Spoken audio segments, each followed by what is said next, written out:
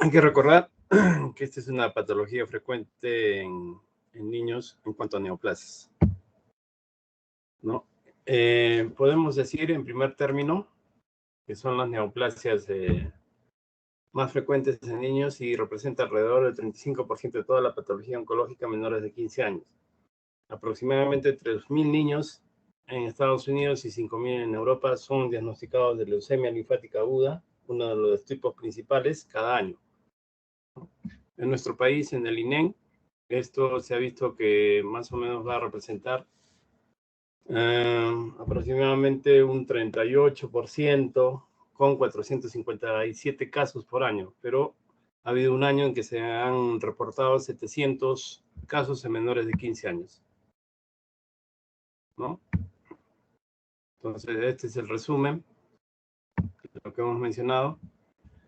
Tenemos varios tipos de leucemia. Desde el punto de vista clínico, se van a clasificar en leucemias agudas, ¿no? Cuando en la médula ósea existe una gran cantidad de células muy primitivas, inmaduras, malignizadas, denominadas blastos. Lo normal es que se encuentre un porcentaje mínimo, ¿no?, de células inmaduras, pero con fenotipo normal, ¿no? Y eso puede variar hasta el 5% aproximadamente. Las leucemias crónicas, en cambio, son cuando en la médula ósea existen células neoplásicas que se encuentran en distintos estadios de maduración, ¿no? Entonces, desde los primitivos o embrionarios hasta los maduros. Y las leucemias congénitas van a representar aquellas que se diagnostican a las 4 semanas de vida y son casi siempre de tipo mieloide agudo, ¿no? Entonces, ¿pero qué es leucemia? ¿No? Entonces, leucemia hay que tener presente que es una enfermedad de la médula ósea, una enfermedad neoplásica de la médula ósea, o sea, donde se generan las células progenitoras hematopoyéticas. Y se caracteriza por la proliferación maligna de estas células hematopoyéticas inmaduras de tipo blástico, ¿no? Adicionalmente tienen una característica que, debido a un desorden clonal, es la característica de proceder de un desorden clonal de la célula pluripotencial o célula madre, ¿no? En el caso de que se trate de un precursor linfoide, se llamará leucemia linfoide aguda. Si se trata de un precursor mieloide, es leucemia mieloide aguda. Y acá el concepto que salta es clonalidad, ¿no? ¿Qué es clonalidad? Viene a ser la proliferación de una familia de muchas células que tienen el mismo material genético, son idénticas, genéticamente hablando, y todas ellas proceden de una misma célula progenitora. Eso es clonalidad, ¿no? Entonces acá tenemos un gráfico de representación, ¿no? La célula madre sanguínea se divide en dos tipos principales de células madre. Uno de estirpe mieloide y otro de estirpe linfoide. Si es de estirpe mieloide, va a dar origen a lo que son los glóbulos rojos, las plaquetas y los mieloblastos, los cuales se van a diferenciar en los granulocitos segmentados, eosinófilos, basófilos, etc. En cambio, la célula madre linfoide principalmente da origen al linfoblasto, ¿no? Y este linfoblasto puede madurar u originar las series de linfocitos B, linfocitos T y los natural killer, ¿no? Más o menos esa es la, digamos, el ciclo de maduración y desarrollo que tienen estas células, lo normal, ¿no? Entonces, en cuanto a la patogenia, se dice que hay una alteración de los protooncogenes y activación de oncogenes. ¿Qué quiere decir esto? Cuando decimos activación de protooncogenes, generalmente son los protooncogenes los genes que codifican el crecimiento, ¿no? El crecimiento normal, digamos así, la proliferación normal. Pero cuando hay una mutación u otro tipo de alteración genética, cuando hablamos de genético no es lo mismo que hereditario, por si acaso. Genético es en la composición de los genes. Entonces se van a activar los oncogenes. Estos oncogenes sí van a codificar células neoplásicas, ¿no? Por un lado está eso. Por el otro lado está la alteración de los genes supresores o anti-oncogenes. Los que van a regular el crecimiento, el desarrollo, la proliferación, son estos genes supresores. Por algún motivo, por alguna causa, esas señales están inhibidas, ¿no? No funcionan adecuadamente. Entonces, cuando existe una lesión de estos genes, ¿no? Sean protooncogenes, oncogenes y genes supresores, se va a alterar el crecimiento y la diferenciación celular, lo que va a constituir la transformación neoplásica de una clona celular. Quiere decir que esa transformación neoplásica tiene su propio patrón de crecimiento, su propio patrón de maduración, el cual probablemente se detenga, dependiendo del tipo, se detenga en determinado estadio celular y no se logre diferenciar. O si se diferencia, va a ser una parte, ¿no? Parcialmente. Pero vamos a seguir viendo. Estos son los genes leucemogénicos, que pueden estar alterados, ya los había mencionado, por mutación, fusión a otros genes, reordenamiento, ¿no? Donde hay una alteración en la composición de los genes, o puede haber una pérdida o de lesión. Entonces, hay una hipótesis bien particular, importante, ¿no? Que es la descripción de las dos clases de cooperaciones, de mutaciones cooperantes, ¿no? Esta hipótesis es establecida o es propuesta como causa de las leucemias mieloides agudas. Entonces, hay una mutación de clase 1 que va a conferir proliferación y ventaja en la sobrevida, pero no va a afectar la diferenciación, ¿no? Acá están como ejemplos el gen BCR-ABL, que codifica la translocación 922, ¿no? Cromosoma Filadelfia, del PDGF, ¿no? Y las mutaciones de clase 2, en donde primariamente está comprometida la diferenciación hematopoyética y por lo tanto la apoptosis está afectada. No se va a producir en forma normal o natural, sino va a haber menos células que van a ir a la apoptosis. Ejemplo de son los genes AML1-ETO, ¿no? El gen de la leucemia promielocítica, PML-RAR-alfa, etc. Entonces, al final, la leucemia mieloide aguda va a tener una ventaja en la proliferación y sobrevida y un compromiso en la diferenciación, ¿no? Va a ser prácticamente, digamos, en cierta forma, inmortal, ¿no? Entonces, en la patogenia, el resumen vendría a ser que hay una activación de los oncogenes, supresión de antioncogenes, lo cual va a traducirse en aumento de la proliferación, se va a detener la diferenciación normal y se va a inhibir la apoptosis. Y todos estos son defectos genéticos adquiridos, ¿no? Entonces, sigamos con la patogenia. El tipo de leucemia viene a estar determinado por la naturaleza del oncogen y antioncogen, ¿no? RAS, etcétera, ¿no? Nivel en el cual la alteración génica afecta a la diferenciación de la estencial hematopoyética, ¿no? ¿En qué estadio? Y eso se ve claramente en los estudios de citometría de flujo. Entonces, acá tenemos nuevamente el mismo cuadrito, ya seguro que lo van a entender mejor, ¿no? De la célula madre, la diferenciación, hasta células maduras, glóbulos rojos, plaquetas, todos los granulocitos, y por el lado de los linfoblastos, o la serie linfoide, todos los tipos de linfocitos B, T, natural killer, ¿no? Entonces, una célula leucémica en un estadio inmaduro del linfoblasto o mieloblasto, por alguna causa no llega a completar su normal diferenciación o maduración, comportándose como inmortal, ¿no? Entonces, ese es en sí la patogenia. Tiene su propio patrón de crecimiento, tiene su propio, propias características desordenadas de proliferación, ¿no? Que no están enmarcadas en el resto de células normales, ¿no? Hay algunos, si bien es cierto, no hay una etiología definida, no se conoce la causa que origina esta leucemia, ¿no? Pero sí se propone que haya factores predisponentes para la leucemia aguda.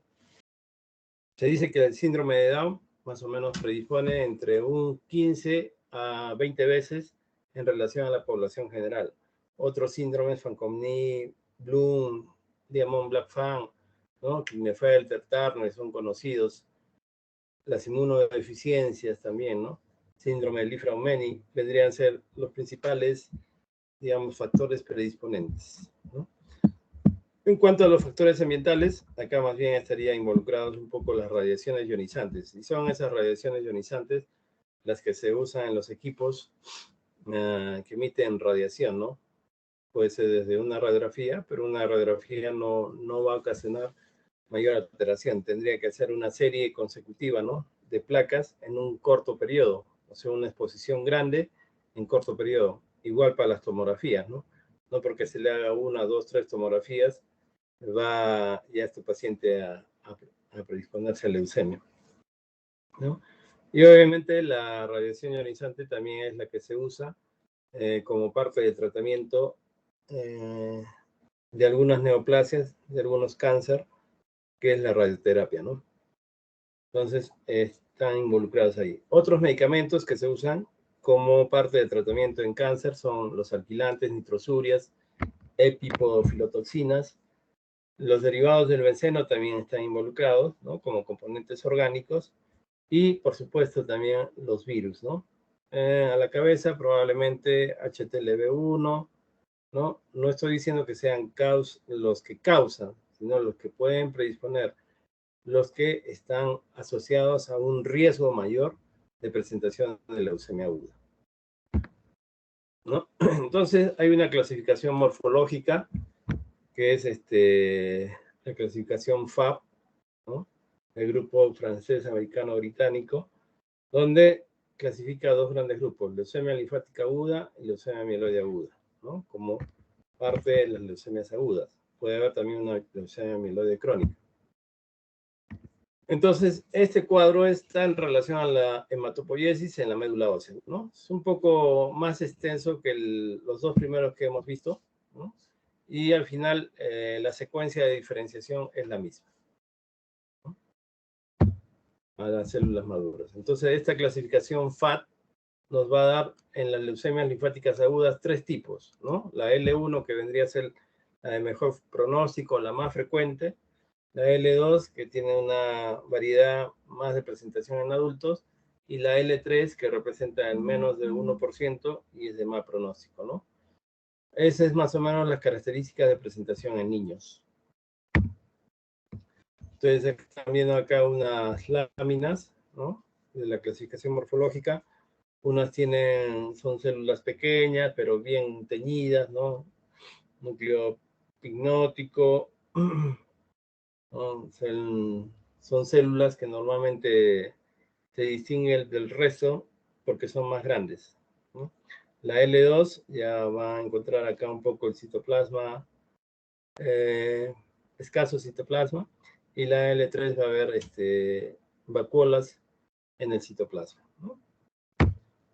Entonces, y en cuanto a la clasificación FAB de la que es la leucemia mieloide aguda, ¿no? Ustedes van a encontrar acá que existe 7 tipos, pero ahí faltaría incluir la M0, ¿no? Que también se considera como un subgrupo. Entonces acá el más frecuente de los tipos vendría a ser la M2, M4, ¿no? Que tienen diferenciación mieloide aguda, y la otra es la M4 mielomonocítica aguda, ¿no? La que es rarísima vendría a ser la megacariocítica, ¿no? Es poco frecuente. Y acá ustedes tienen en esta lámina unos bastones de Auber en el citoplasma, que es más característico de lo que es la M2, ¿no? Entonces, en cuanto a la epidemiología de la leucemia linfática aguda, ustedes van a, van a tener que representa el 75% de todos los casos de leucemia aguda. La leucemia linfoide aguda o linfoblástica o linfocítica es lo mismo, ¿no? Tiene una incidencia máxima entre los 2 a 5 años, es ligeramente más frecuente en varones. Por ahí hay descrito en su texto de que habría una mayor presentación en Estados Unidos, al menos en gente blanca, que gente de raza negra, ¿no? Afecta con mayor frecuencia a niños con trastornos cromosómicos, eso sí, hemos visto que hay un riesgo relativo mayor, ¿no? Hay un riesgo de presentar leucemia que está incrementada en gemelos, por supuesto que sí, eso principalmente en el primer año de vida, ¿no? Se incrementa 6 veces en relación a la población general, ese riesgo. En cuanto a la epidemiología, la leucemia mieloide aguda, esta va a representar alrededor del 15 a 20% de todas las leucemias agudas en niños y adolescentes. Se dice que hay una distribución similar en niños, niñas, blancos y negros, ¿no? Pero hay una relación que va, digamos, invirtiéndose según el grupo etario, ¿no? Entre leucemia mieloide aguda y leucemia linfática aguda, ¿no? En lactantes más o menos es a la par, 1 a 1, ¿no? Entre los 1 y 10 años más es de predominio las leucemias linfoides agudas, y entre los 15 y 19 más esta relación ya baja notablemente. Y en adultos, obviamente, hay una mayor predisposición a hacer leucemia mieloide aguda que leucemia linfoide, ¿no? Entonces, también existe una clasificación inmunológica, ¿no? Entonces, ya habíamos mencionado algo. Entonces, acá ustedes, por medio de la citometría de flujo, van a tener que existe un linaje B en las leucemias linfáticas agudas que representa la mayor parte de todas las leucemias linfoides agudas, 80%, y cuyo estadio de diferenciación más común es el B común, ¿no? O más frecuente es el B común. Después, el linaje T solo representa el 15%, puede haber una de características bifenotípicas, hasta el 5%, las cuales tienen marcadores de más de un linaje. En realidad, la citometría de flujo es de poca utilidad en leucemia mieloide aguda, pero ayuda a diferenciar la de la leucemia linfoide aguda y te marca cierto tipo de anticuerpos monoclonales, ¿no? CD11, CD13, CD14, 15, 33, que son marcadores mieloides.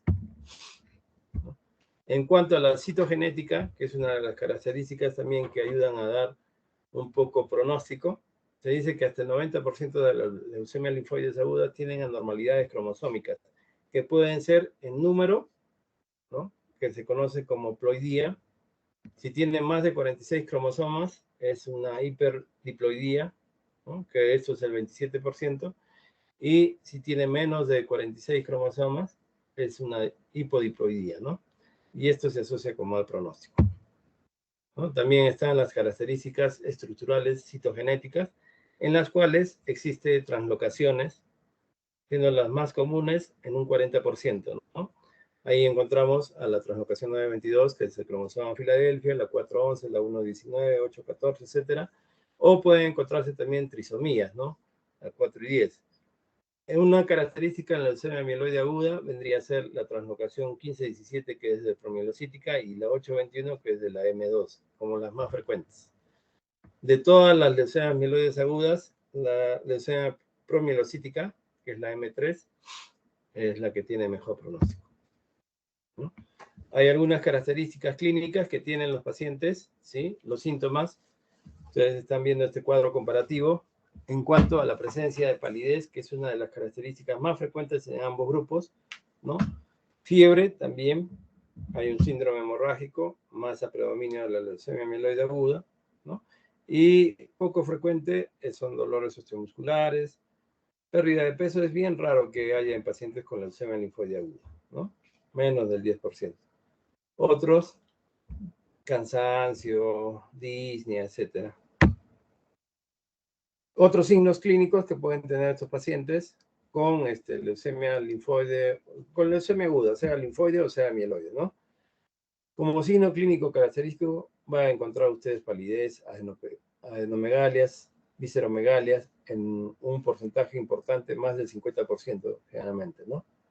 Trastornos hemorrágicos ya va bajando en la presentación. Fiebre sin infección también, pero es una tercera parte nada más. Y algo que distingue la leucemia mieloide aguda es la hiperplasia gingival, que es también poco frecuente, ¿no? Un 12%. Entonces, podríamos resumir que las manifestaciones clínicas de las leucemias agudas principalmente, ¿no? va a hacer que las células malignas no permiten la expresión de las células normales de la médula ósea, ¿no? Entonces, esto va a expresar clínicamente que hay un síndrome anémico, hemorrágico o infeccioso. Recuerden que ustedes que el concepto es que hay una proliferación desordenada de células neoplásicas dependiente de lo que son la serie blanca, ¿no? Sea granulocítica o sea linfoide. Entonces, estos, como van a ocupar todos los espacios de la médula ósea, no van a permitir que otras células se desarrollen o logren su diferenciación, ¿no? Ok.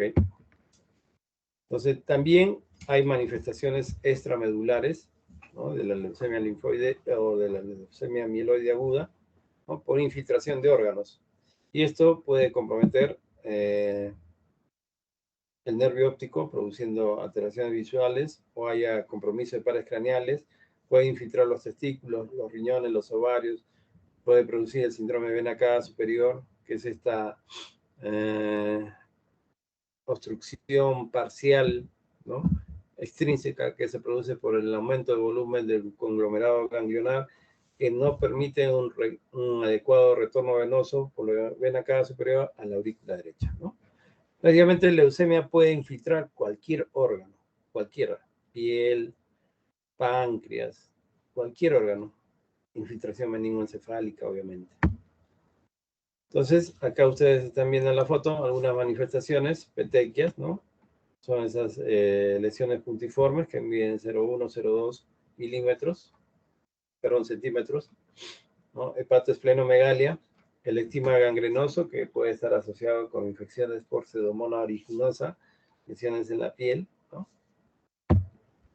¿No? Y estas manifestaciones también extramedulares, ¿no? Ustedes están viendo ahí que nuestro paciente básicamente no puede cerrar lo que es el ojo izquierdo, y hay una desviación de la comisura y borramiento del surco nasogeniano por compromiso o parálisis facial izquierda, ¿no? Entonces, en la leucemia mieloide aguda, nosotros podemos tener otras manifestaciones, como son el cloroma orbitario. Ustedes dirían, ¿cuál es el diagnóstico diferencial ahí, en ese aumento de volumen del ojo izquierdo del pacientito? Dirían, pues es una celulitis, ¿no? Está con aumento de volumen del párpado, pero si ustedes lo palpan bien, tratan de individualizar un poco esa tumoración, ¿no? Va a tratarse de un cloroma orbitario, que es un acúmulo de células mieloides que a la microscopía va a teñirse de una coloración verdosa, ¿no? De ahí viene el nombre de cloroma. Puede haber hemorragia de mucosa, puede haber hipertrofia o hiperplasia gingival, ¿no? Y estas son otras manifestaciones de leucemia linfoide aguda, que son el compromiso mediastinal, ¿no? Ustedes están viendo ahí una placa. Normalmente el paciente va por emergencia con un cuadro de dificultad respiratoria, que le sirve el pecho o que está con disnea, está desaturando, todo eso, está usando músculos accesorios. Van, le escuchan, hay sibilantes, roncantes. Entonces, lo primero que se piensa en un servicio de emergencia pediátrica, sí, está con un SOP o es una crisis de asma, ¿no?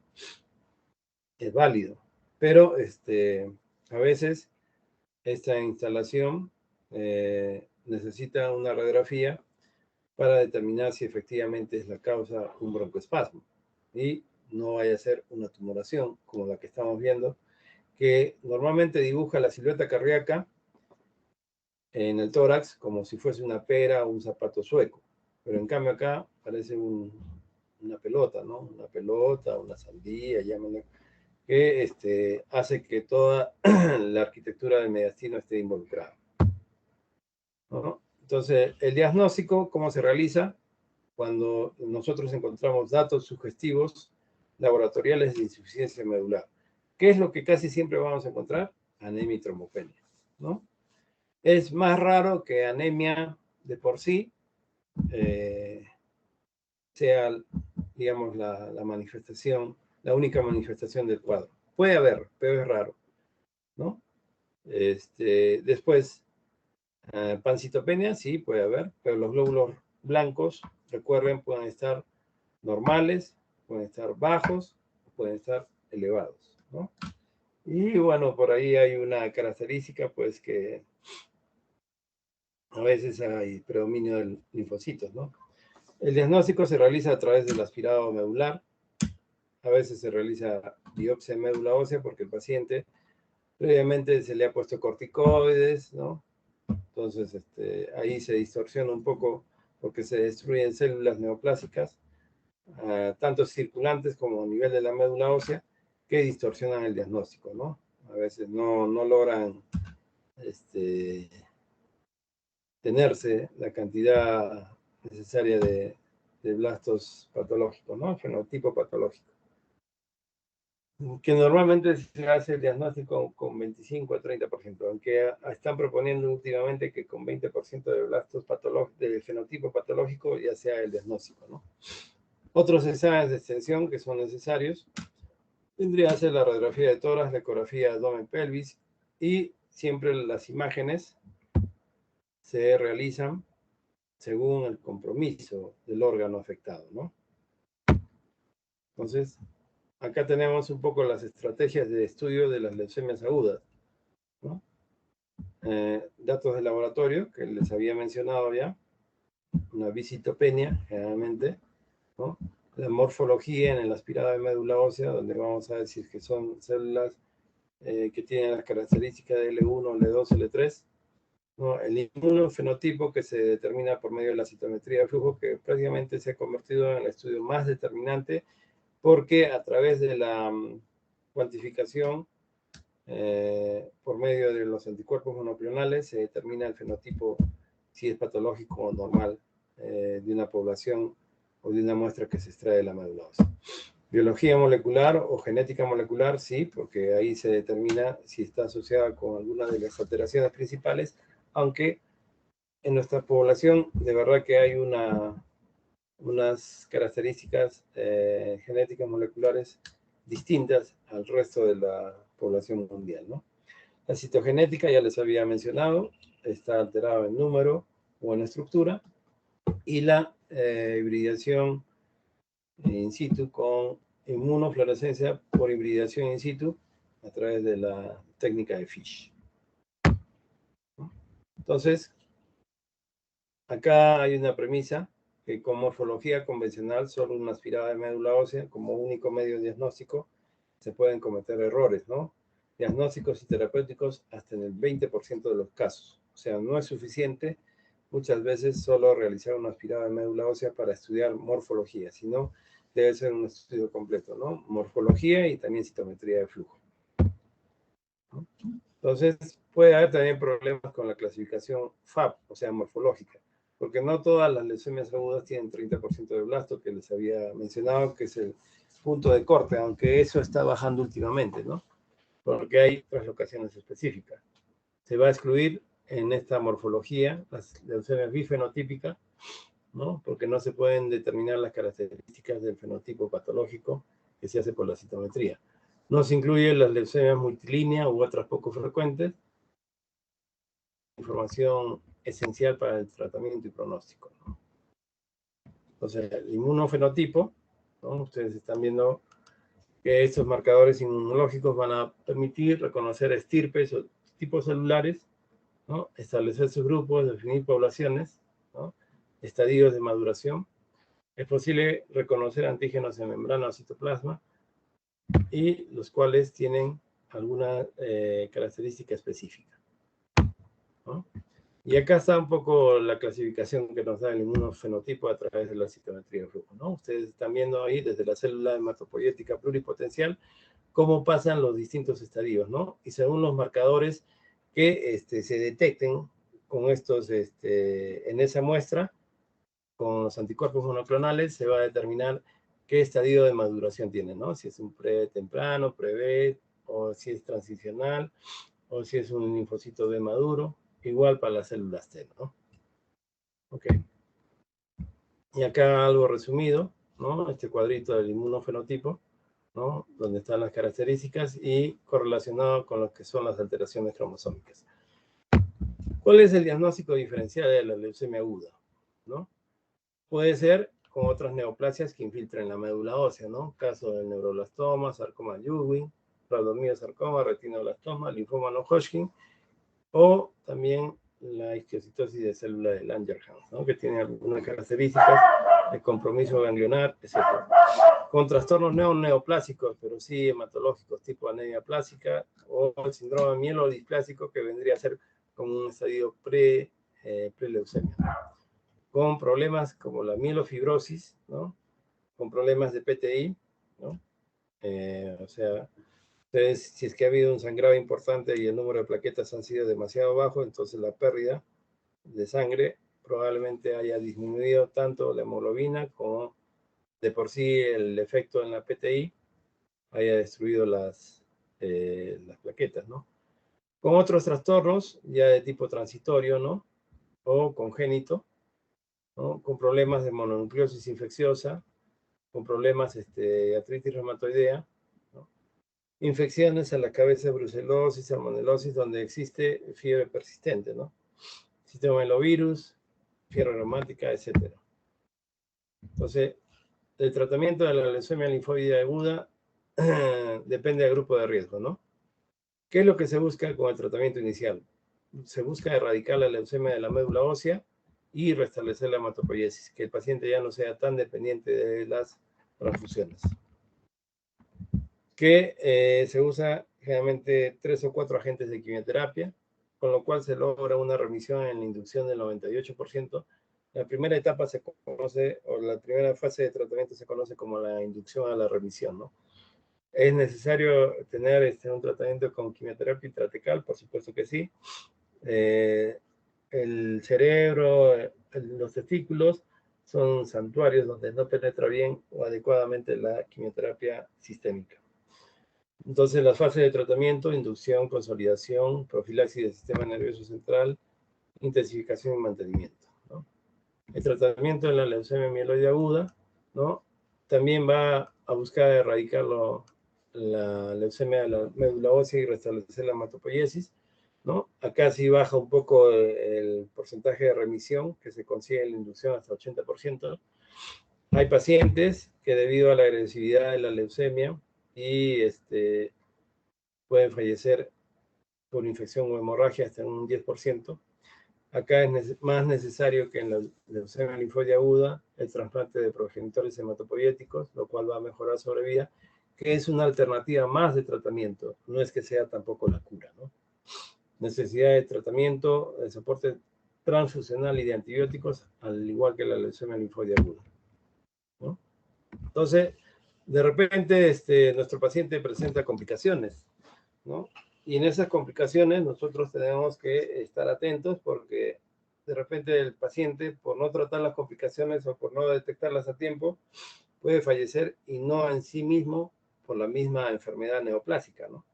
Entonces acá hay que estar atento al tratamiento de la lisis tumoral, ¿no? Que es la destrucción de las células neoplásicas, ¿no? Tanto sea en leucemias como en linfomas, ¿no? No Hodgkin principalmente, que liberan sustancias que pueden producir insuficiencia renal porque taponan los capilares glomerulares. El síndrome obstructivo de vena cava superior, ¿no? Vemos ahí la pacientita con soporte oxigenatorio y después ya más tranquila, ¿no? Fiebre y neutropenia son principales complicaciones, las cuales se deben cubrir cuando existen cuadros de neutropenia severa con 500 neutrófilos o menos, como si fuesen infecciones sistémicas, sepsis, ¿no? Y los antibióticos que se usan son de amplio espectro, ¿no? Si se puede iniciar empíricamente el tratamiento para gran negativos, pero si encontramos nosotros algún foco que amerita la cobertura para gran positivos, también se lee. O si tiene el paciente varios días, pues un catéter venoso central, ¿no? ¿Puede haber efectos secundarios por la quimioterapia? Por supuesto que sí, ¿no? Trombosis, puede haber efectos cardíacos, ¿no? Efectos renales, neurológicos, ¿no? Etcétera. Desnutrición sí es uno de los cuadros con los cuales hay que lidiar en estos pacientes, dándoles un soporte principalmente de proteínas. Infecciones severas están a la orden del día por el tipo de tratamiento que llevan con quimioterapia o también porque la médula no produce las células normales, ¿no? Y en esto estamos hablando de la primera línea de defensa, que son los neutrófilos, ¿no? O si es que los tienen en poca cantidad, ¿no? No funcionan adecuadamente, no realizan su labor de quimiotaxis. Puede haber complicaciones neurológicas, ¿no? Es necesario manejar muchas veces por los controles de sangre frecuente y el tratamiento que reciben. Un catéter venoso central se tiene que manejar el dolor porque algunos de ellos manifiestan dolores osteoarticulares, ¿no? Producto de la infiltración de la enfermedad, ¿no? Y una terapia transfusional intensiva es necesaria, ¿no? Glóbulos rojos, plaquetas principalmente, ¿no? Y también factores de coagulación, ¿no? Principalmente la protrombina y el fibrinógeno, ¿no? Entonces, acá hay un manejo inicial de la leucemia linfoide aguda. Ustedes están viendo que debe empezarse con una hidratación importante, ¿no? Los requerimientos normales son 1500 a 2000. Acá le damos hiperhidratación, 2500 a 3000 metros cuadrados de superficie corporal día, sin potasio. Recuerden que los pacientes en forma espontánea por los corticoides o por la quimioterapia van a liberar todos los productos intracelulares, ¿no? Llámese potasio, fósforo que tienen mayor cantidad, ácido úrico, etc. Medidas para favorecer la excreción de ácido úrico, también la lopirinola que se debe dar en la dosis indicada, y se debe alcalinizar la orina justamente para evitar la precipitación de aquellas sustancias como uratos, fosfatos que pueden taponar los capilares glomerulares. Y se debe mantener el pH urinario entre 7 a 7,5, ¿no? Que es un pH neutro. Recuerden que la orina generalmente tiene un pH entre lo que es 5 y 6. Entonces, ¿cuáles son los factores pronósticos de la leucemia linfoide? Entonces, viene a ser la edad, ¿no? Se dice que un bajo riesgo son los pacientes entre 1 y ya ha bajado, ya no es hasta los 9 años, ahora es de 1 hasta los 6 años. El riesgo intermedio vendría a ser de los 6 a los 9 años. Alto riesgo, tanto mayores de 10 años como menores de 1 año, ¿no? Alto riesgo, ¿para qué? Para recaída, ¿no? El recuento inicial de glóbulos blancos sigue siendo importante en cuanto al pronóstico. Pacientes que tienen menor de 20.000 leucocitos se puede definir todavía como si fuesen de bajo riesgo o riesgo estándar. Los que tienen de 20.000 a 40.000, 49.000, un riesgo intermedio. Y los que tienen 50.000 a más, ha habido pacientes que han tenido 600.000, 800.000, etcétera, leucocitos o glóbulos blancos, ¿no? Principalmente a predominio de linfocitos. La velocidad de respuesta al tratamiento también es muy importante esto, ¿no? Se debe evaluar a la mitad del ciclo de la fase de inducción, el día 14 y el día 28 al terminar la fase de inducción, ¿no? Y las características citogenéticas que ya hemos mencionado también juegan un papel en el pronóstico. Entonces, pero el porcentaje de curación con un tratamiento adecuado es más o menos el 70% de forma global. En otros países ya se está consiguiendo más o menos un 90%, ¿no? Para los de bajo riesgo. Los que siguen siendo un problema en el país son los pacientes de alto riesgo, ¿no? En los cuales nos falta otras alternativas de tratamiento, una infraestructura, ¿no? Ir a trasplante de progenitores hematopoyéticos o brindarles otro tipo de tratamiento que se usa en Europa, en Estados Unidos.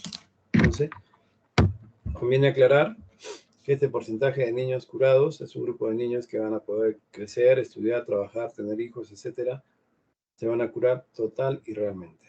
Yo he tenido una paciente, no hace 10 años, cuando empezamos las labores acá, en Arequipa, que la paciente debutó con una leucemia a los 6 años, ¿no? Se embarazó hace 2 años, ¿no? Estaba haciendo el 5º año de secundaria, tuvo su niño prácticamente sin problemas, ¿no? Y ella también sin problemas. Entonces, este es el pronóstico sobre vida que ya se logra obtener a nivel internacional, ¿no? Ustedes están viendo, de acuerdo a las décadas, desde cuando se empezó en los 60, ha habido un porcentaje de sobrevida y curación, pues, bajo, ¿no? El 21 más menos 4%, ¿no? En cambio, en los 90 ya esta es la realidad un poco americana, ¿no? De cerca del año 2000, o sea, hace 20 años, donde, según el protocolo utilizado, ya se lograba una sobrevida aproximada de 86 más menos 6%, ¿no? Entonces, acá tenemos algunos casos clínicos, ¿no? Niño de 4 años, con fiebre de 5 días de evolución, cuadro catarral con intenso decaimiento que no mejora pese al tratamiento sintomático e interfiebre, ¿no? Pálido, decaído, inapetente, antecedentes personales y familiares sin interés, ¿no? Al examen clínico, ¿qué es lo que presentaba este paciente? Un aceptable estado general, discreta palidez mucocutánea, consciente, colaborador, activo, disneico, en reposo, y que estaba estable a febril, ¿no? Lo único en el examen clínico, petequias aisladas en miembros inferiores, ¿no? No rigidez de nuca, ni sinomanillos. No adenopatías palpables, unos capos pulmonares y el abdomen normal. Entonces, con un paciente que tiene una historia de 5 días de fiebre, ¿no? Aparentemente un cuadro con decaimiento que no mejora, ¿no? Y que se encuentra con palidez, decaído inapetente, y el examen clínico que se encuentra unas petequias, entonces, descartado que sea una PTI, ¿no? Podría ser una virosis, podría ser. Podría ser un problema de leucemia, podría ser también, ¿no? Entonces, digamos, caso clínico 2, ¿no? Entonces, un paciente de 3 años previamente sana, aspecto de enfermedad, fiebre intermitente de 2 meses de evolución, varios ciclos antibióticos, dolor abdominal, ecografía abdominal normal, ¿no? Se descarta neoplasia abdominal, encuentra una impotencia funcional intermitente, una sinovitis transitoria de cadera, un hemograma normal, salvo una anemia, fluotis de sangre periférica normal. Se plantea el diagnóstico de artritis, inflamación articular, sospecha de enfermedad reumatológica. A veces, los pacientes con leucemia pueden debutar con este tipo de manifestaciones, ¿no? Y muchas veces se inicia tratamiento como si fuese problemas de artritis, con metrotexato y prednisona. Y lo que, si no se está seguro, en ese caso, se dilata el diagnóstico, ¿no? Caso clínico 3, entonces, paciente de 13 años, valorado en los últimos 3 meses, en consulta de traumatología por dolor en hombro derecho. Está febril, buen estado general, por exploración clínica sin hallazgos, ¿no? Solo dolor en hombro derecho. Entonces, la pregunta es, ¿le hago un hemograma a todo paciente con dolor osteomuscular? No, ¿no? La respuesta es no. Porque hay que ver la evolución, cuánto tiempo. Si es una molestia persistente, progresiva, que cada vez está siendo más frecuente, obviamente que sí, ¿no? Y si es que en la radiografía no me sale nada, bueno, tengo que pedirle un hemograma para saber cómo está la repercusión a nivel de las células hematopoyéticas. Duración, localización, ¿no? Esos son datos a tener presentes. Bueno, eso sería todo, ¿no? Creo que ya están los chicos del seminario. ¿Hay alguna pregunta?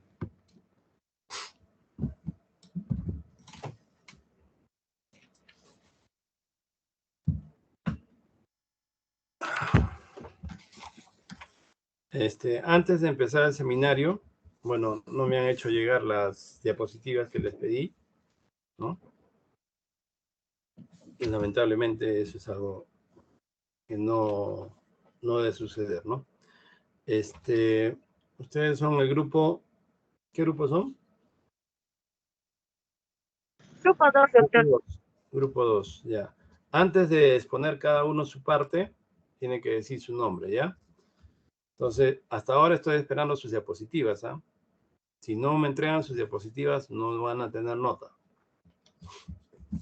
Y cada hora que pase, bueno, eso va en contra de ustedes. Ya, pueden empezar. Nombre primero y después empiezan su exposición. Sí, doctor. Buenas tardes, doctor. Buenas tardes, compañeros. Nosotros vamos a hablar acerca de... Mi nombre es Ángelo Acosta y vamos a hablar acerca de la hemofilia y PTI en pediatría. Ya. Siguiente diapositiva, por favor. Ya primero vamos a empezar con lo que es la hemofilia. Primero la definición. Sabemos que la hemofilia es un trastorno hemorrágico hereditario y hay tres tipos de hemofilia, la hemofilia A, la B y la C. La A es principalmente por una deficiencia hereditaria del factor 8, que es un trastorno recesivo ligado al cromosoma X. En el caso de la hemofilia B es una deficiencia heredada del factor 9 y también se le conoce como enfermedad de Christmas y es un trastorno recesivo ligado al cromosoma X también. En el caso de la hemofilia C es una deficiencia heredada del factor 11 y también se le llama síndrome de Rosenthal y este es un trastorno autosómico recesivo. También tenemos las deficiencias adquiridas del factor, que son eh, básicamente del factor de coagulación, las cuales son causadas por anticuerpos, sobre todo contra el factor 8, y se les denomina muchas veces como hemofilia adquirida. Siguiente, por favor. Ahora, en cuanto a la gravedad, esta puede ser leve, moderada o grave, que va a ser básicamente en función del nivel de actividad del factor residual o basal. Entonces, en el caso de una hemofilia grave, se define si es menos del 1% de actividad del factor, lo que obviamente va a corresponder a menos de 0,01 unidades internacionales por mililitro. En el caso de una hemofilia moderada, es cuando hay un nivel de actividad del factor mayor o igual al 1% de lo normal y menor o igual al 5% de lo normal, lo cual estaría entre estos dos rangos, ¿no? Unidades internacionales por mililitro. Y en el caso de una hemofilia leve, básicamente se define como un nivel de actividad del factor mayor al 5% de lo normal y menor al 40% de lo normal. Siguiente, por favor. Ahora, en cuanto a la epidemiología, la hemofilia afecta a más de 1.2 millones de individuos, que en su mayoría son varones, en todo el mundo. La hemofilia A también hay que saber que es mucho más común que la hemofilia B. La hemofilia A se presenta en aproximadamente 1 de cada 4.000 a 5.000 nacimientos vivos de varones. Aproximadamente la mitad y los 2/3 tienen una enfermedad grave, es decir, la actividad del factor 8 es inferior al 1% de lo normal, como ya comentamos antes. Y en el caso de la hemofilia B, se da principalmente en 1 de cada 15.000, es mucho más raro, a 1 de cada 30.000 nacidos vivos. Aproximadamente entre un tercio y la mitad van a tener una enfermedad grave. En el caso de la hemofilia grave, es una enfermedad casi exclusiva de los varones, aunque las mujeres también pueden verse afectadas en algunos casos raros, por ejemplo, si tienen una heterocigosidad compuesta, una leonización sesgada o una pérdida del cromosoma 10. Por el contrario, también se ha descrito una hemofilia leve en hasta una cuarta parte de las mujeres portadoras que son heterocigotas. Siguiente, por favor. Bueno, doctor, mi nombre es Guillermo Sirena Vizcarra. En esta primera parte expondré lo que es la fisiopatología de hemofilia y en la segunda parte lo que es fisiopatología del PTI. Bueno, hablemos de lo que es esta deficiencia del factor 8 o del factor 9, hablando de lo que es la hemofilia A y B, ¿no? Los factores 8 y 9 van a formar parte de un complejo necesario para la activación del factor 10 y junto con los fosfolípidos y el calcio van a formar lo que es la tenasa o el complejo activador de factor 10. Siguiente. Y en este gráfico, bueno, nos va a explicar mejor. Aquí tenemos lo que es la cascada de coagulación con activaciones sucesivas y amplificación de lo que es la formación de coágulos. Muchos de estos factores, que se van a representar con la letra F, se van a activar por el factor de coagulación, que va a ocupar un puesto inmediatamente superior en la cascada. Los factores activados se designan con la adición de una letra A minúscula. En el lado derecho podemos ver que se exponen los principales anticoagulantes y los pasos que regulan, ¿no? El inhibidor de la vía del factor tisular va a regular el factor tisular. El factor 7A, la proteína C y la proteína S, que van a regular los factores 8 y 5 respectivamente. Y también la antitrombina 3 va a regular lo que es el factor 10A y la trombina. La línea de puntos va a ilustrar en vivo lo que es el factor tisular y el factor 7A, que activan tanto el noveno como el décimo, ¿no? Y aunque in vitro solo se mide lo que es la activación del factor 10. También el factor 8 inactivado, cuando se une a su proteína portadora, que es el factor de von Willebrand, va a quedar protegida de la inactivación por la proteína C. Y cuando esta trombina o factor 10A activa el factor 8, este se va a separar del factor de von Willebrand y puede participar entonces junto con el factor 9A en lo que es la activación del factor 10, ¿no? En presencia, claro, de lo que es fosfolípidos y calcio, como lo mencioné al inicio. O lo que es el complejo tenasa.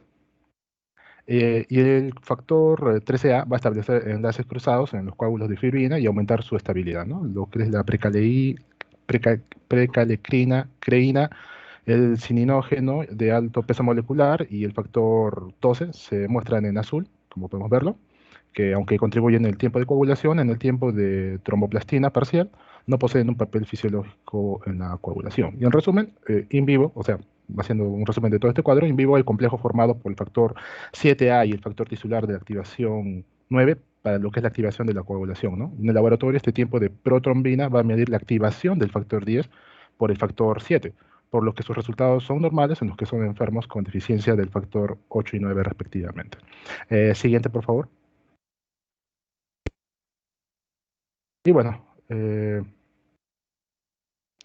la deficiencia también del factor 11 bueno, esto es una enfermedad autosómica, en lo que se va a producir síntomas hemorrágicos leves o moderados. Podemos mencionar que es frecuente, pero más que nada en personas judías askenazis, ¿no? Pero se ha descrito también que en muchos otros grupos étnicos, como en Israel, por ejemplo, de 1 de 3 de cada 1000 habitantes son homocigotes para esta deficiencia. Aquí la tendencia a la hemorragia no es tan intensa como la deficiencia del factor 8 o 9, como vimos, ¿no? Aquí la hemorragia asociada a esta deficiencia del factor 11 no es proporcional a la cantidad de factor existente en la sangre. Y hay algunos pacientes con esta deficiencia, que es grave, que no desarrollan síntomas o estos son mínimos en casos de una intervención quirúrgica mayor, puesto que este factor aumenta la generación de la trombina y va a llevar a la activación del inhibidor de lo que es la fibrinólisis activable por trombina. También la hemorragia quirúrgica es más importante en las zonas de mayor actividad fibrinolítica, como la cavidad bucal, ¿no? Salvo que el paciente haya sido operado antes y que no haya sangrado, ¿no? Y dependiendo de esta naturaleza de la intervención prevista, debe considerarse la conveniencia de un tratamiento sustitutivo preoperatorio, ¿no? Por ejemplo, en Estados Unidos no existe ningún concentrado de este factor, del factor 11, que esté aprobado, por lo que en estos lugares es necesario usar el plasma fresco congelado. Siguiente.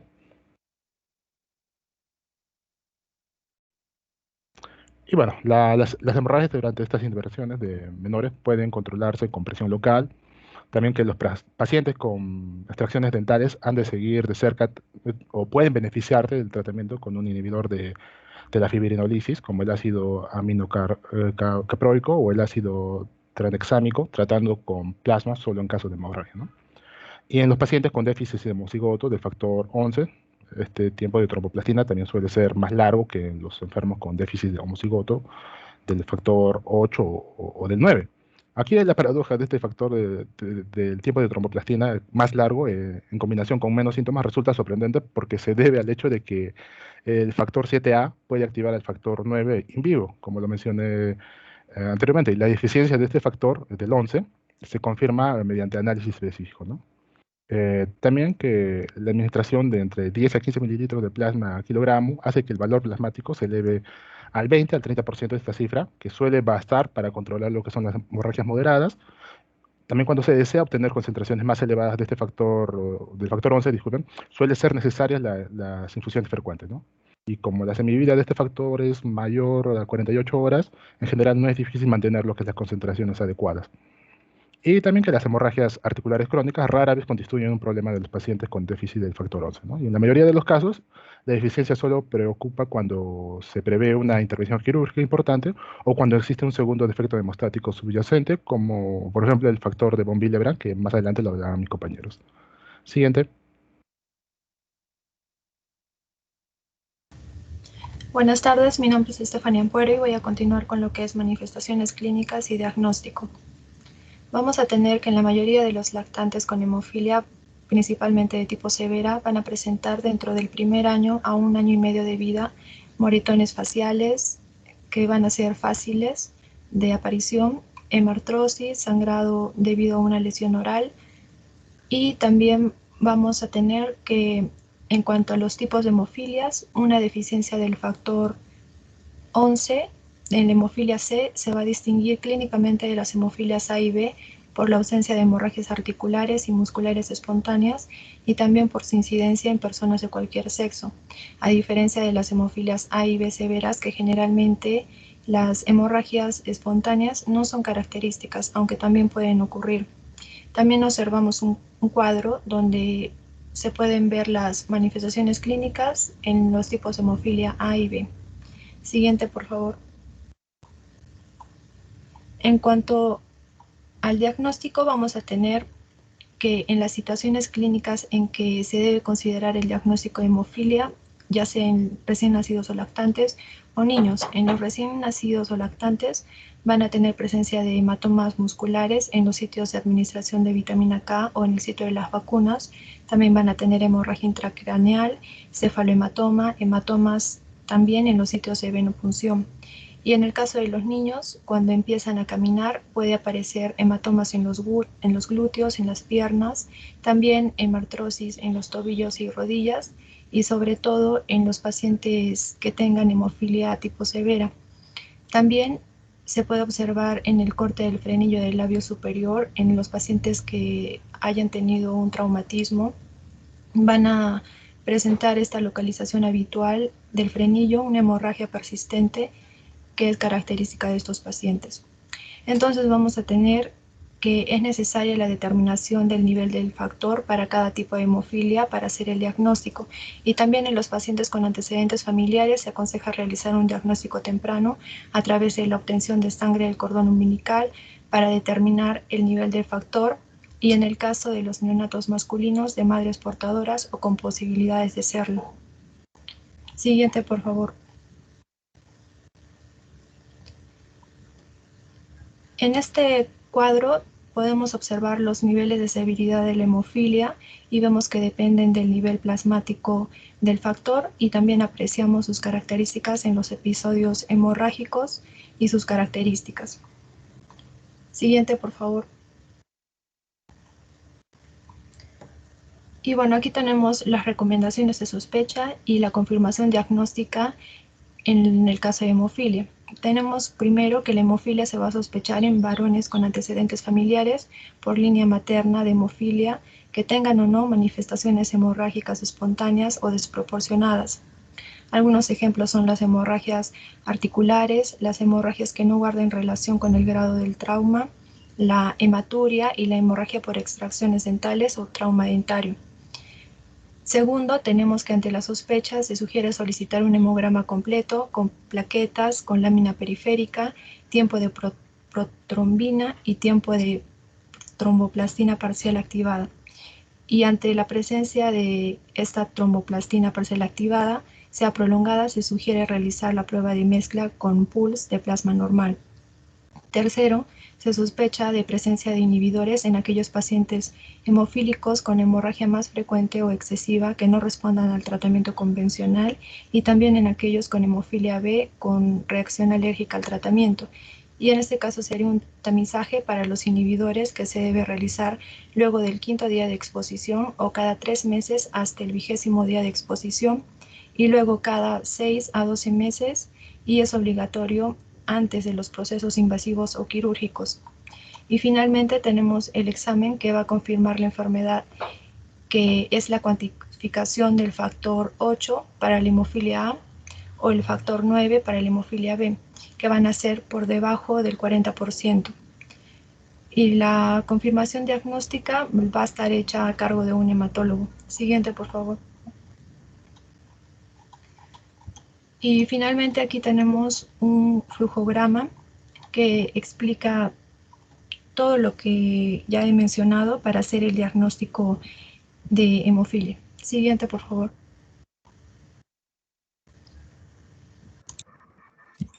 Muy buenas tardes, doctor. Me llamo Ángel Dueñas y en este caso voy a hablar tanto del diagnóstico diferencial de hemofilia como del PTI. Como sabemos, estas enfermedades púrpuricas producen una clínica de hemorragia, ya sea como epistaxis, menorragia, sangrado inguinal, petequia o equimosis, pero también puede haber una alteración a nivel de la hemostasia secundaria que pueden producir déficits de factores de coagulación. En este caso tenemos la enfermedad de von Willebrand, que es la causa congénita más común de diátesis hemorrágica originada por la deficiencia cualitativa y cuantitativa del factor de von Willebrand.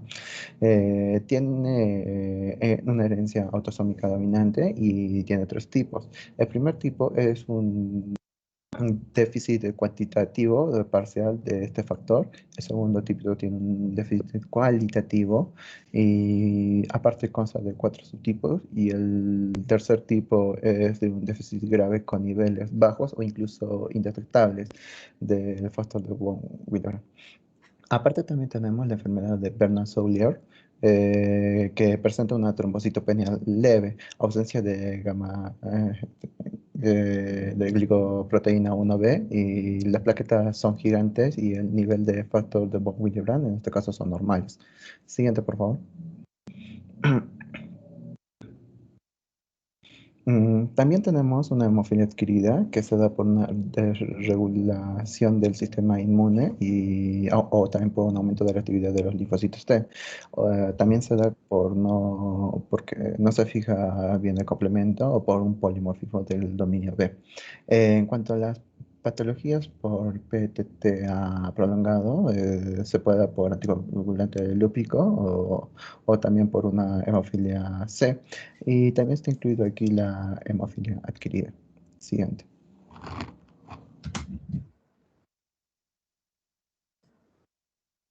Mi nombre es Santiago Espinosa y voy a hablar del tratamiento.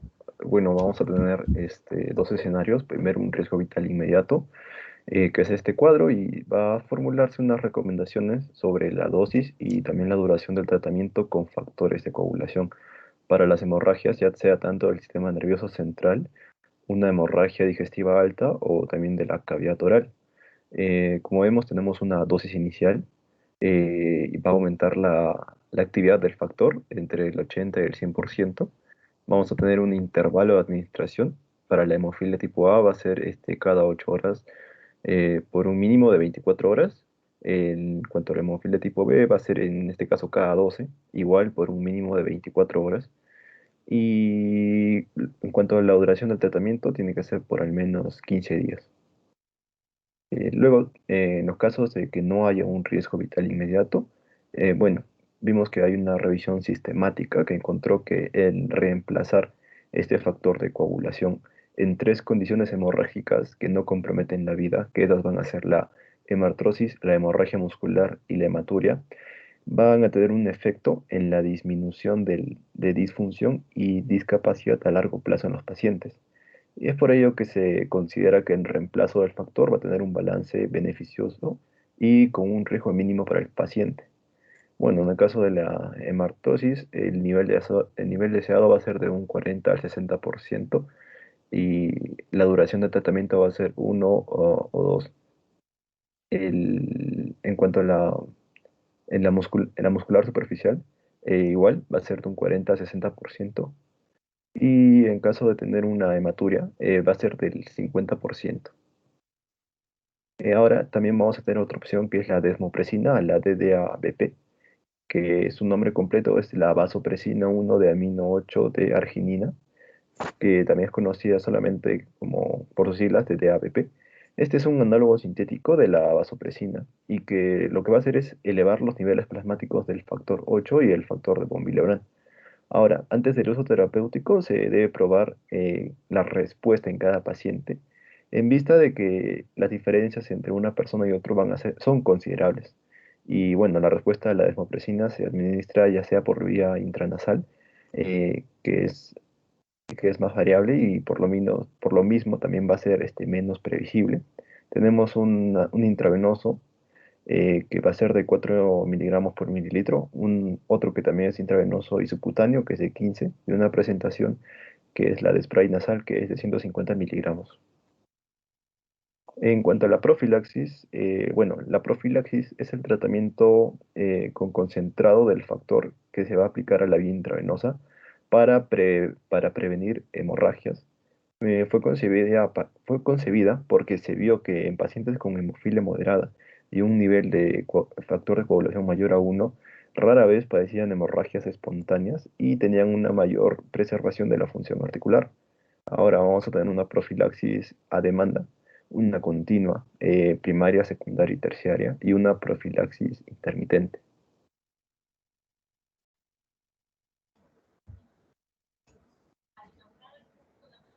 Mi nombre es Ángelo Acosta y voy a hablar ahora del tema de la PTI. Primero, la definición es que se caracteriza por una trombocitopenia aislada, un recuento de plaquetas inferior a 100.000 por microlitro, con un recuento de glóbulos blancos y hemoglobina normales. Ahora, en cuanto a la causa, sigue siendo desconocida en la mayoría de casos, pero puede ser desencadenada por una infección vírica previa. Y en el término actual de púrpura trombocitopénica inmune, esta conserva el acrónimo que todos conocemos, ¿no?, de PTI, y reconoce el mecanismo inmunomediato del trastorno. También permite que los pacientes puedan presentar pocos o ningún síntoma, ya sea de púrpura o hemorragia. Aquí tenemos tres tipos de PTI: la PTI aguda, persistente y crónica. La PTI aguda es aquella que es menor a 3 meses de evolución, mientras que la persistente está entre 3 a 12 meses desde el diagnóstico, y además hay posibilidades de remisiones espontáneas, mientras que la PTI crónica es mayor a 12 meses de evolución. Siguiente, por favor. En cuanto a la epidemiología, hay que saber que aproximadamente entre el 10 al 20% de los niños que presentan PTI van a desarrollar una PTI crónica. En cuanto a la incidencia anual, es de 3 a 17 casos por 100.000 niños menores de 16 años. Se puede manifestar a cualquier edad, principalmente entre los 3 y 10 años, y afecta a hombres y mujeres por igual. El 70-75% de los casos corresponden a la forma aguda, que se define, como dije, como una duración inferior a 3 meses, y además que la plaquetopenia es no mayor a 6 meses, con un promedio de normalización de las plaquetas en 3 a 4 meses. Y el 25 a 30% de los casos van a evolucionar a la forma crónica, que no significa necesariamente que esta sea de por vida, sino que el promedio de duración va de 2 a 4 años, y en un pequeño porcentaje, es decir, este cuadro sí va a perdurar hasta la adultez. Y en cuanto a la mortalidad, es relativamente baja, es 1 o 2%, y esta se da principalmente debido a una hemorragia intracraneal. Siguiente, por favor.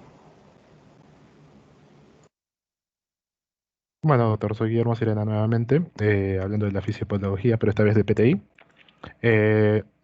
Sabemos que esta púrpura trombocitopénica es un trastorno autoinmune en lo que es la aparición de anticuerpos antiplaquetarios. Sigue siendo el mecanismo patogénico central. Se va a generar anticuerpos, generalmente de la clase de inmunoglobulina G, contra ciertos antígenos plaquetarios, especialmente glicoproteínas, como la 2B, 3A, y también de la 1B9. Y el efecto también subyacente que lleva a esta producción de anticuerpos se desconoce. Es probable que tanto factores genéticos como ambientales estén involucrados. Un elemento clave en lo que es la fisiopatología del PTI es la pérdida de autotolerancia que da lugar a la producción de anticuerpos contra antígenos plaquetarios, y la causa de esta pérdida de tolerancia inmunitaria de la PTI sigue siendo desconocida.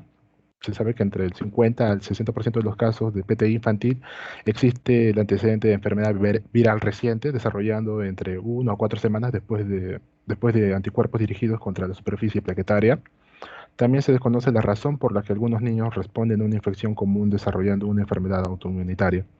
Los anticuerpos también se unen a lo que son los megacariocitos de la médula ósea, afectando de esta manera a la maduración del megacariocito y de la producción de las plaquetas, ¿no? Basado justamente en este concepto, se ha utilizado recientemente y con éxito el tratamiento con estimulantes de la producción plaquetaria con agonistas de los receptores de trombopoyetina. Bueno, esto lo hablaré más adelante mi compañero. Siguiente, por favor.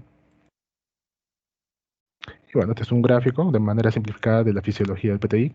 Aquí vemos que la sensibilización plaquetaria comienza con esta fijación de anticuerpos a glicoproteínas de las plaquetas.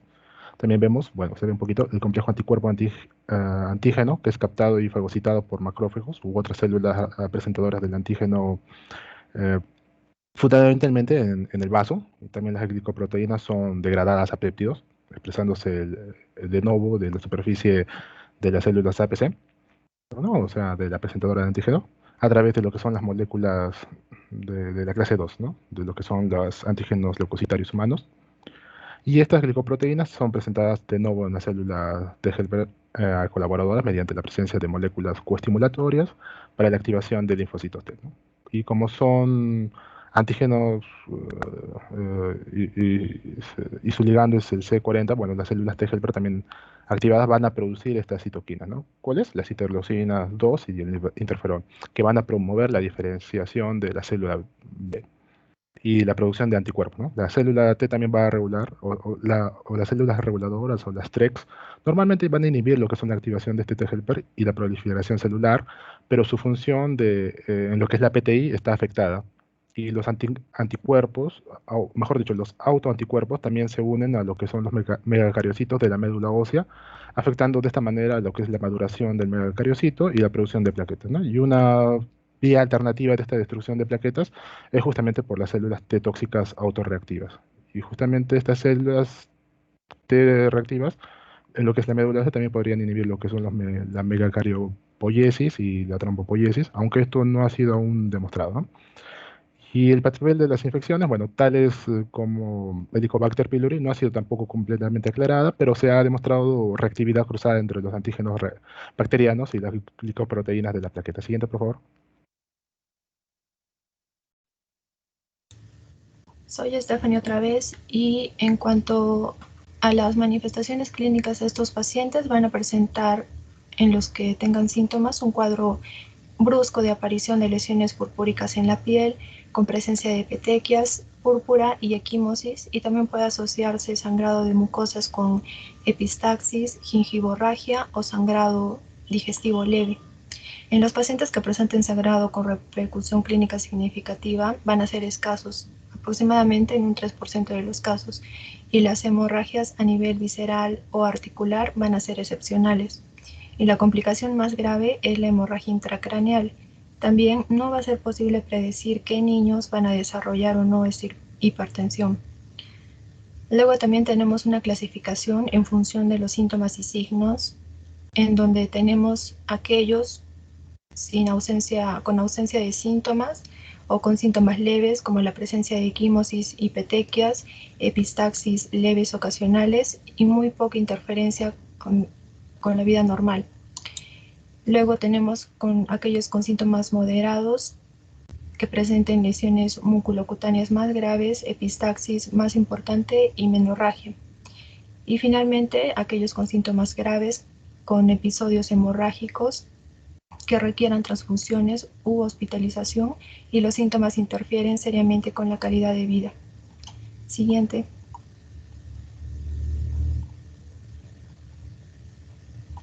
Dentro de los factores de riesgo de hemorragia grave vamos a tener el traumatismo craneal, el politraumatismo previo, tratamiento con antiagregantes hasta en un 7 a 10 días antes, hematuria y coexistencia de diatesis hemorrágica como por ejemplo vasculitis y coagulopatías. Se debe tener también precaución en los casos de varicela zoster asociada a esta patología. Y también ante la falta de los signos y síntomas sistémicos tenemos aquellos pacientes que suelen tener un buen aspecto y los síntomas sistémicos vayan a estar ausentes. Tenemos que tener en cuenta la historia clínica que debe ser explorada cuidadosamente, donde vamos a buscar los síntomas clínicos como por ejemplo la fiebre, anorexia, dolor de huesos o articulaciones, también la pérdida de peso y síntomas gastrointestinales. También debemos de tener en cuenta la exposición a fármacos inductores de trombocitopenia, antecedentes de hemorragia y antecedentes familiares de hemorragia, ya que estos hallazgos generalmente van a estar ausentes en los niños al inicio de la enfermedad.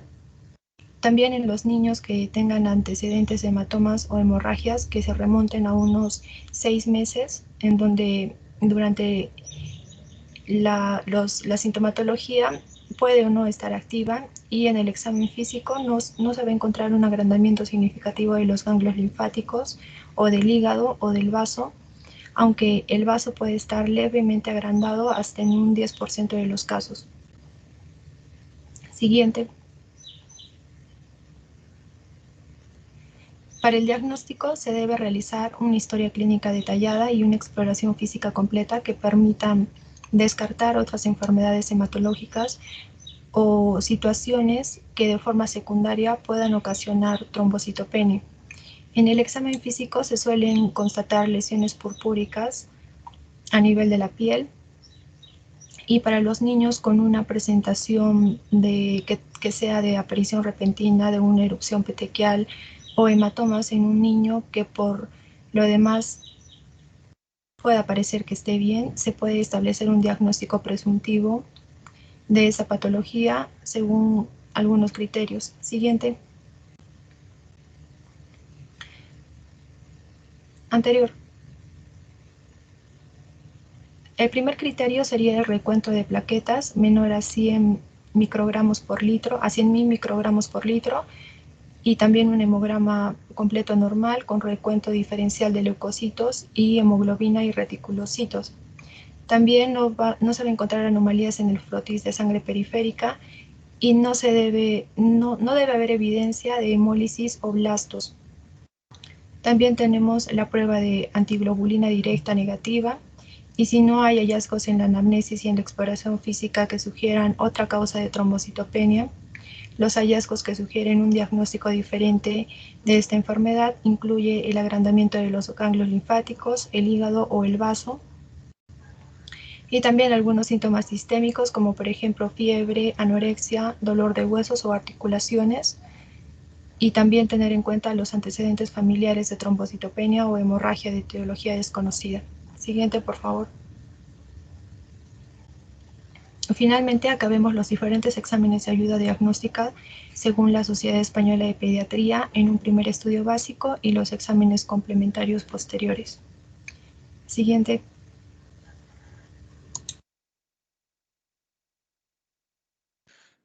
Buenas tardes a todos, soy Ángel Dueñas otra vez. Para continuar con el diagnóstico diferencial del PTI, se da también por medicamentos que inducen la formación de anticuerpos, por secuestro esplénico a causa de una hipertensión portal. También tenemos la anemia Fanconi, que es una enfermedad hereditaria poco frecuente, y estos pacientes tienen una elevada predisposición a padecer cáncer. También tenemos acá los síndromes de trombocitopenia, como el síndrome de trombocitopenia con ausencia de radiostar o trombocitopenia relacionada a MYH9. Siguiente.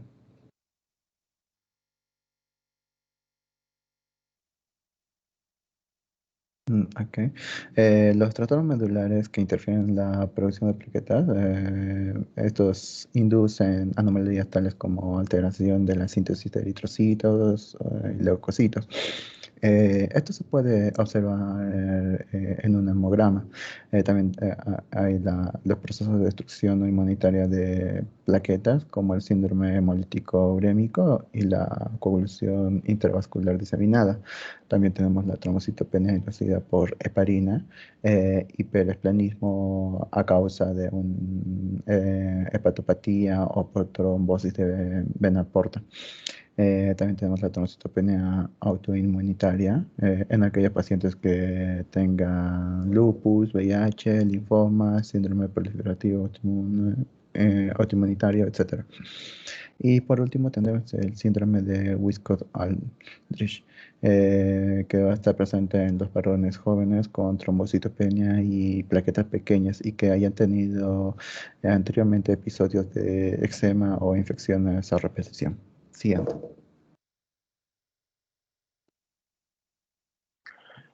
Bien, soy Santiago Espinosa y vamos a culminar con esta parte de tratamiento de PTI. Primero, vamos a decir que el objetivo principal del tratamiento va a ser revertir y evitar una hemorragia manteniendo la cifra de plaquetas en un nivel seguro, que este es de 20 a 30.000, perdón. Y bueno, la decisión de iniciar el tratamiento o no se va a basar fundamentalmente en la clínica, en las manifestaciones clínicas hemorrágicas y la cifra de plaquetas. Aquí te damos los criterios para iniciar el tratamiento. Cuando es de 20 a 30, generalmente está indicado el tratamiento, ya sea o no si es que hay una hemorragia. Cuando es mayor a 20, mayor a 30 y menor a 50, no se recomienda hacer un tratamiento en ausencia de hemorragia y se recomienda solo si hay diátesis hemorrágica, se va a hacer una cirugía o técnicas invasivas. Y ahora, cuando está mayor a 50, por lo general no está indicado el tratamiento. En caso de una hemorragia, se recomienda buscar otras causas que le expliquen. Para el tratamiento de primera línea, bueno, vamos a tener que están los glucocorticoides con la prednisona, una dosis de un miligramo por kilogramo de peso, o dexametasona, que también puede ser 40 miligramos al día, durante 4 días. Y podemos usar en adición la inmunoglobulina endovenosa, y que se va a reservar para los pacientes con hemorragias graves. Esta es la dosis de la prednisona, como ya lo dije, 1 miligramo por kilogramo. Y tenemos otras opciones, podemos usar desde 0.5 a 2. En cuanto a la dexametasona, 40 miligramos. Y tenemos otras opciones como van a ser eh, eh, por 4 días, cada 2 a 4 semanas, en un intervalo de 1 a 6 ciclos. Y en cuanto a la inmunoglobulina, la dosis es de 1 gramo por kilogramo al día por 2 días, o también de 0.4 gramos por kilogramo día por 5 días. En cuanto a la segunda línea, vamos a tener que la esplenectomía va a ser nuestro tratamiento más eficaz para evitar la PTI, y el 60% de los pacientes van a responder y van a mantener una respuesta a los 5 años sin que se haya definido factores predictivos de respuesta. Ahora, la morbilidad aumenta en relación con factores, ya sea como la obesidad, la edad avanzada y la pluripatología crónica. Se va a recomendar también lo que es la vacunación frente a bacterias encapsuladas antes de la esplenectomía, así como la información al paciente sobre cómo actuar ante la sospecha de un cuadro séptico. Como otros tratamientos de segunda línea, bueno, ya lo dije, la embolización esplénica, irradiación y embolización esplénica. Vamos a usar también en los agentes trombopoyéticos el romiflostim y el trombopag. Ahora, en caso de pacientes refractarios, también tenemos una línea de tratamiento. Las opciones terapéuticas para pacientes refractarios a esplenectomías y agentes trombopoyéticos van a ser múltiples, pero la tasa de respuesta y también la duración van a ser muy variables. Además que tenemos, bueno, hay estudios controlados que evalúan y comparan su eficacia. De estos, el rituximab puede ser una opción prometedora, aunque deben valorarse aún cuidadosamente sus efectos secundarios, ya sea a corto como a largo plazo. En cuanto a este, bueno, es un anticuerpo monoclonal quimérico dirigido contra el receptor CD20, que va a estar presente en los linfocitos B. Va a ser una infusión intravenosa a la dosis de 375 miligramos por metro cuadrado por semana durante 4 semanas, y el tratamiento combinado con dexametasona y rituximab puede ser una opción eficaz antes de iniciar una esplenectomía. Ahora, con la primera infusión, por lo general va a haber efectos secundarios, como son las náuseas, escalofríos, rinitis, urticaria, con sensación de sofoco.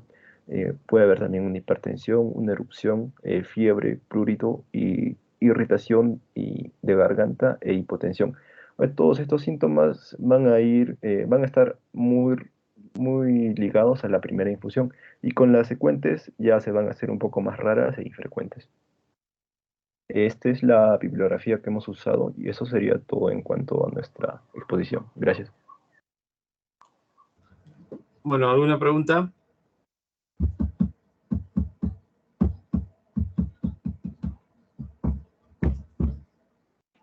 Si no hay ninguna pregunta, entonces damos por finalizado el seminario. Hoy día, bueno, ha durado el seminario prácticamente 35 minutos. Ya. Bueno, simplemente que ahora con los factores recombinantes, ya lo que son componentes se han quedado de lado, los cuales tenían el riesgo de transmisión de enfermedades virales en forma importante, ¿no? Y lo importante de la hemofilia es evitar la artropatía, ¿no? Hemofílica, que es el limitante, ¿no? Entonces la profilaxis se constituye uno de los pilares del tratamiento para evitar sangrados importantes, ¿no? y secuelas también, obviamente, la parte de lo que es fisioterapia. Un PTI es un trastorno que normalmente no debe tener síntomas sistémicos. El antecedente de una enfermedad viral, ¿no?, respiratoria y digestiva, unas 2 a 4 semanas antes del debut del cuadro, pueden estar presentes. El paciente simplemente puede manifestar no sangrados, sino petequias, ¿no? Y por el resto del examen es normal.